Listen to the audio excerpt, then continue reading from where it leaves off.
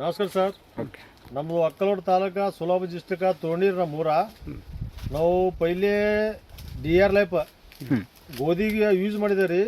ಗೋಧಿ ಉತ್ತರ ಮುಂಚೆ ಕೊಡ್ತಿತ್ತು. ಇದು ಯೂಸ್ ಮಾಡ್ಬೇಕ 13-14 ಪ್ಯಾಕೆಟ್ ಆಗ್ಯದ ಸ್ವಲ್ಪ ಜಾಗಲ್ಲಿ.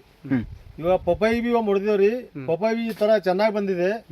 ಸ್ವಲ್ಪ ದಪ್ಪ ಆಗಿದೆ, ಇದು ಆಗಿದೆ, ಫುಲ್ ಕಾಯಿ ಎತ್ತಿದೆ. ಆಮೇಲೆ ತೊಗರಿ ಹೊಡೆದಿದ್ದೆವು, ತೊಗರಿ ಬಿ ಚೆನ್ನಾಗಿದೆ. ಊರಾಗೆ 1 ನಂಬರ್ ನಮ್ಮದೇ ತೊಗರಿ ಇದೆ. ಹಾಂ ಸರ್, ಮೊದಲು ನೀವು ಬಳಕೆ ಮಾಡ್ತಿದ್ರಲ್ಲ ಬೇರೆ ಕಂಪನಿಯದ್ದು, ಎಷ್ಟು ಫಲ ಕೊಡ್ತಿತ್ತು ಸರ್? ಅದು ಫಲ ಕೊಡ್ತಿದ್ದಿಲ್ಲ ಸರ್. ಪೈಲೆ ಏನದ ಗೋರ್ಮೆಂಟ್ ಅದು ಇದು ಖಾತ ವಾಪರಿಸ್ತೀವ್ರಿ. ಅದು 1 ಚೀಲ ಆಗಲ್ಲ 2 ಚೀಲ ಅಷ್ಟೇ ಆದಿತ್ತು.